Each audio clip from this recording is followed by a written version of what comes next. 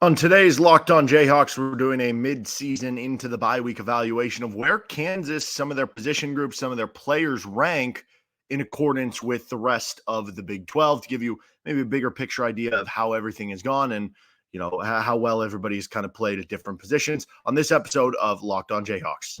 You are Locked On Jayhawks, your daily podcast on the Kansas Jayhawks, part of the Locked On Podcast Network, your team every day.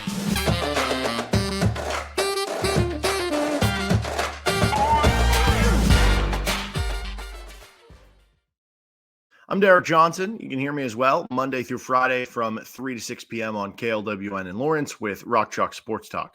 Thanks for making Locked On Jayhawks your first listen every day. We are free and available wherever you get any of your podcasts, and find us on our YouTube page where you can like and subscribe to the show. On today's edition of Locked On Jayhawks, we're going over some kind of mid-season grades in comparison with KU to the Big 12 at different positions. We'll start with the offense, get to the defense, what it all means on this episode of the show. First two, we are brought to you by Jase Medical. Empower yourself when you purchase a Jase case, providing you with a personal supply of 5 antibiotics and treat 50-plus infections. Get yours today at jasemedical.com. That's Jase medical.com. So we're going to start with the offensive side. We're going to look at some Pro Football Focus numbers in where KU, some of their position players, or some of their positions and some of the players rank in accordance with the Big 12. Because, you know, sometimes you can hear, oh, this player has a 70 grade on Pro Football Focus, or this player has a 65 grade. And you don't totally know what that means. You want context. Well, how good is KU compared to the rest of the conference, compared to their peers, compared to, you know, some of the other teams they're going up against? So starting with the offense, let's start with the quarterback position. Jalon Daniels is where you would expect him to rank. Jalon Daniels is number 2 on Pro Football Focus in his grade. Now, to be clear, these ranks are only in the Big 12, not in the country, and also these grades only include those who are qualified. So you have to have a certain snap minimum number to qualify at all these positions we're going to go through today. But Jalon, number 2 there. He's also number 2 for what it's worth if he were qualified for QBR, which is a stat that I really like, 81.1 QBR for Jalon Daniels, which backs up the Pro Football Focus grade. Only Dylan Gabriel, the better quarterback there. Now, Jason Bean, you might be wondering where he is. Well, he is 8th on Pro Football Focus grade, which that actually makes sense, right? I mean, we've kind of said that, yeah, feels like Jason Bean is kind of middle of the pack, maybe upper half quarterback in the Big 12. And if he's number 8, that's middle of the pack. And if you take away Jalon Daniels, because if you're ranking him out, it's with Jason Bean healthy, then he's the number 7 quarterback, right? So that seems about right with where he's at. His QBR is 66.7. That's 7th in the Big 12. Both those numbers feel pretty on par with kind of what you've seen. And same with Jalon Daniels, that, you know, he is one of the best quarterbacks in the Big 12. So nothing really surprising there. I think, if anything, those just kind of back up your thoughts. Moving to the running back position, Devin Neal is number 2 in the Big 12 in Pro Football Focus grade. He's also, in terms of just some of the raw stats, 4th in rushing yards. He has the best yard per carry of any of the top 7 rushers in the Big 12. He's one of the best running backs in the conference. Okay, that gets backed up there. Daniel Highshaw is number 7 on Pro Football Focus grade. He's 9th in the Big 12 in rushing yards. Okay, seems about fair. Dylan McDuffie also is 30th in the Big 12 in rushing yards for what it's worth, but didn't have the snap minimum on Pro Football Focus. So through quarterbacks and running backs, everything's adding up. You think the offense is good. You think some of the skill players are good. Okay, the numbers have backed it up on all of those. On to receiver. I think this tells kind of an interesting story. KU's overall receiving grade has been good this year. But right now, they don't have a single receiver who grades in the top 15 in the Big 12. Luke Grimm ranks 16th. Lawrence Arnold ranks 18th. And Quentin Skinner ranks 25th. So basically what you're doing, I always view it this way. There are 14 teams in the Big 12, right? Theoretically, you want to have one in each rung. You want to have one in the top 14, one in the top 28, one in the top 42, right? So that you say, okay, we have one that's on par with everyone else. Well, technically, KU doesn't have like that true number 1 receiver, and maybe some of that's reflective in the overall stats. But what they do have is they have 3 legit number 2 receivers in the Big 12. And I think this reflects the story of what this is, that KU maybe is missing that true number 1 target that you could just get the ball to, and they would constantly make guys miss with the ball in their hand, right? Like every team would love to have those. Like Luther Burden for Missouri, like that's a gigantic reason why they're so good. They have one of those receivers. KU doesn't have that. But KU has 3 really good receivers, and that's what you get. You have 3 of the top 25 receivers. You look at 14 teams in the Big 12. that means that you'd have all three of those guys would be top two receivers basically on any other team in the Big 12. And yours are all clustered together. And I think that goes back in line too with how balanced you are and how there's not maybe one guy emerging from the other. It depends what stat category you're looking at. Like Grimm has the most touchdowns. I think Arnold has the most receiving yards right now and receptions. So I think that's pretty indicative of what it is. Tight ends, Mason Fairchild's number 2 in Pro Football Focus in the Big 12. Jared Casey is number 3. I was really happy when I saw these grades. We know Fairchild's really good, and I think Fairchild's going to have a shot in the NFL for next year, especially with the way he's been picking up some of the receiving totals here over the last couple of weeks. But Jared Casey being number 3, it further backs up the idea that you have one of the best tight end position groups in the Big 12, and you are super deep at that position. But how well Jared Casey has played, even though Casey, the receiving numbers maybe don't always jump off the page, the impact that he has on your team from a blocking level, I hope Jared Casey gets some sort of award recognition in the postseason, whether it's even honorable mention all Big 12. I would probably vote him as a fullback. I did in the preseason because of the way he's used in kind of an H-back role. But he could play in a lot of different ways, and he's been awesome. And the Pro Football Focus grades reflective of that, something that you might not just see on the stat sheet. And then on to the offensive line, which I think kind of interesting here. So Dominic Pooney is the number 4 offensive tackle. Now, for the tackle position, it takes into account left and right tackles. So to be the number 4 offensive tackle in Pro Football Focus in the Big 12, that's a really good number for Dominic Pooney to be at. Your other tackle, Bryce Cabledew, is number 20. So, that kind of puts you in line with the idea of if every team has 2 starting tackles, you'd like both of them to be in the top 28, theoretically. He's number 20, so, that's fine. The guard positions. Michael Ford's been the number 2 guard in Pro Football Focus. I don't know that we've talked enough about Michael Ford and how good he's been. We've talked a little bit about, some of the games that he's played well and his, versatility and flexibility on the offensive line, that you can plug and play him at either guard spot. You can play him at center. Honestly, if you really had to, you can probably move him to tackle in a pinch.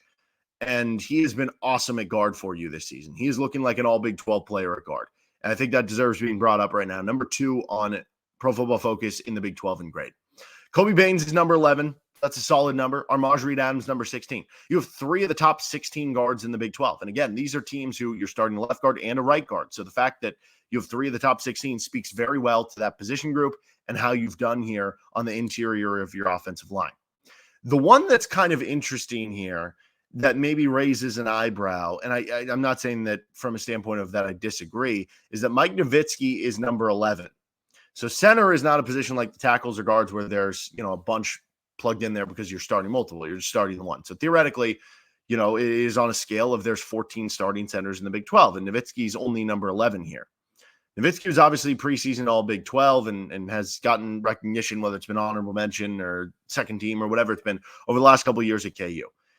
And I think that what this reads to me is that he's playing through injury. I know there was, I think, some practices that he missed. I forget if it was a week or 2 ago that he's kind of playing through stuff. And I think you're seeing that reflected in maybe the performance, that it hasn't been as good of a year so far for Mike Nowitzki this year than it has been the past couple of years at Kansas. And maybe, I don't know, some of Mike Nowitzki was, you have a guy who was a solid player for you for a couple of years when you weren't always the best team. So you get that pumped up. But I do think a big part of it is just the injury stuff. So if he can get healthy off this bye week, because going through the rest of that offensive line, again, every other player in their top 20 at their position, you feel good about where you are with those offensive line rankings.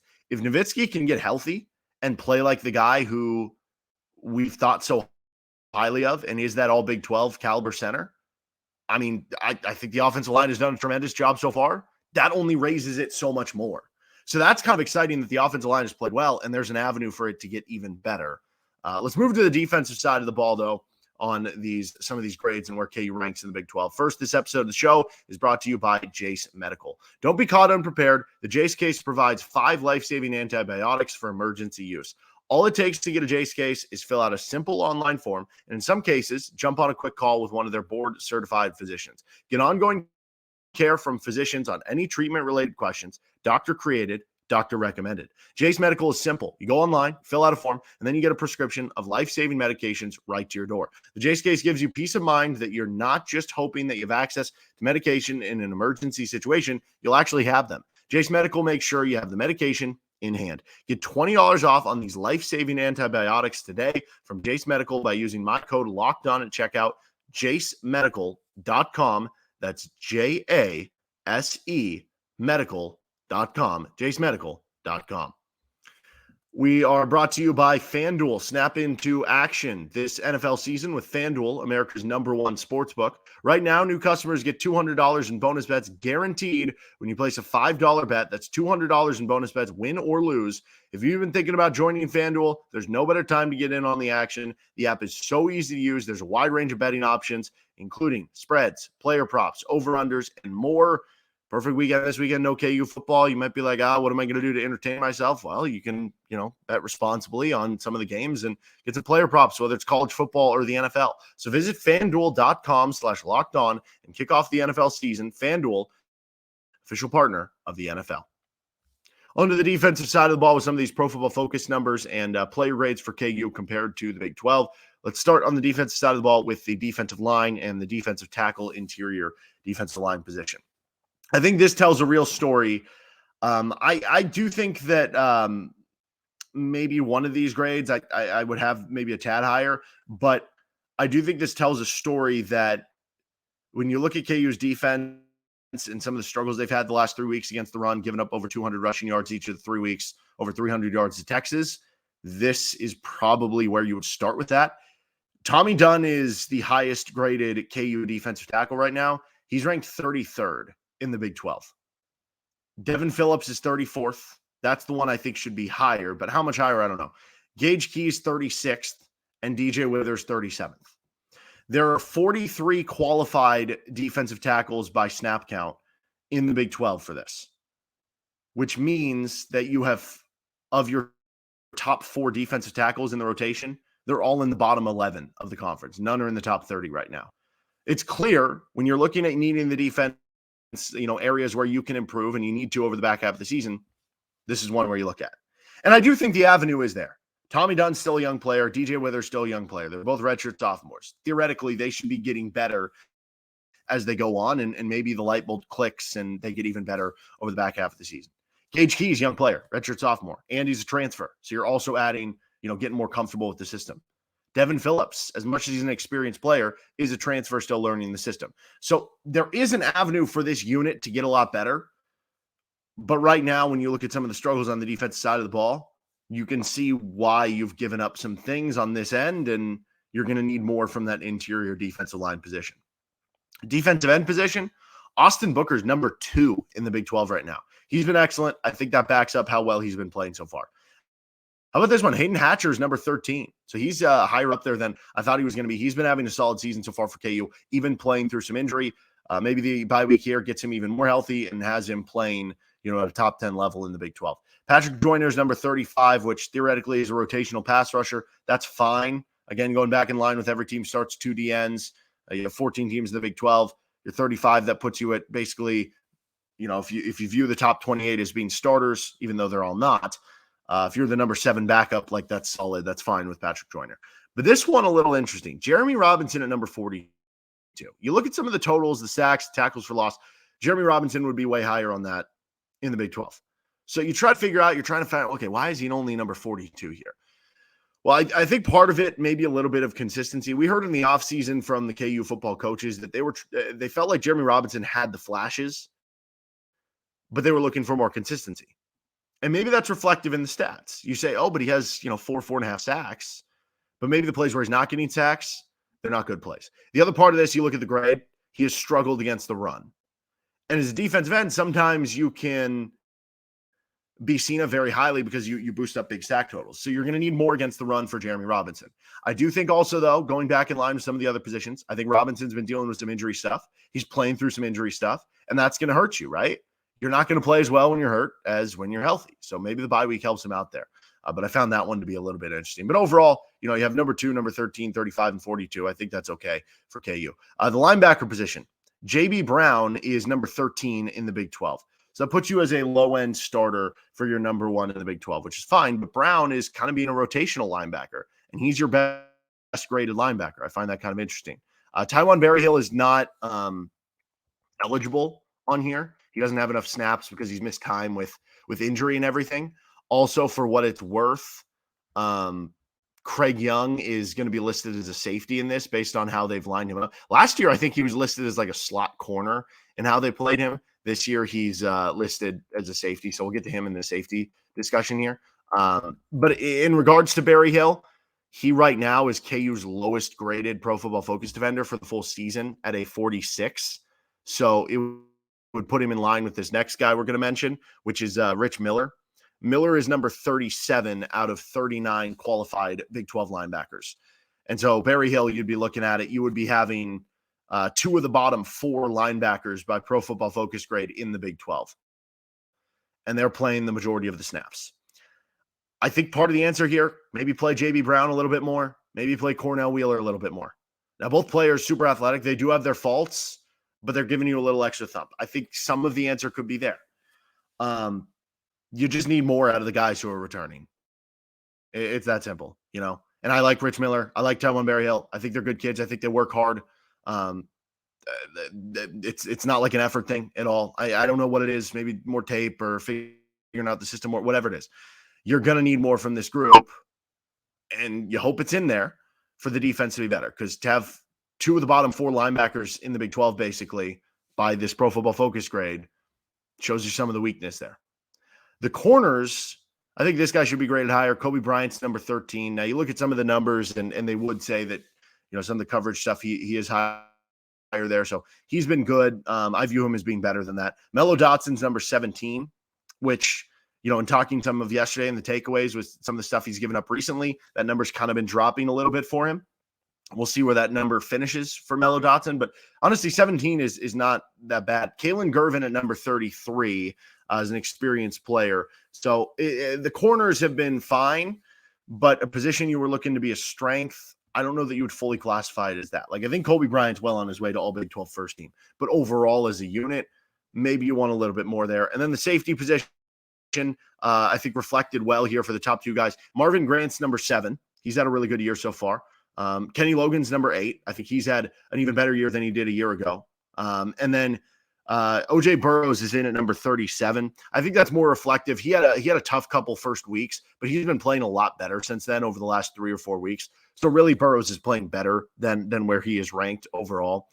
You feel good about where the safeties are. You just do, with Grant, Logan, and Burrows and everything. As far as Craig Young, I mentioned he was part of the safeties. He's number 32 if you count him as a safety, which I think this goes in line with one of our takeaways yesterday, which was maybe instead of playing your sub packages, your pass defense packages, Craig Young just basically being like, oh, we're going to play all 3 of our linebackers out there, and Craig Young will basically be like our, you know, kind of nickel back in a way.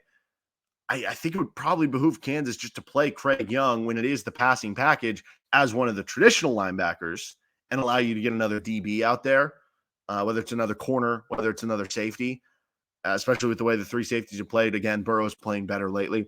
I think that would probably benefit for KU there. But overall, when you're comparing the offense and the defense numbers, it's pretty obvious, you know, some of the shortcomings and some of the positives you've had. Let's get more into that, what this all means.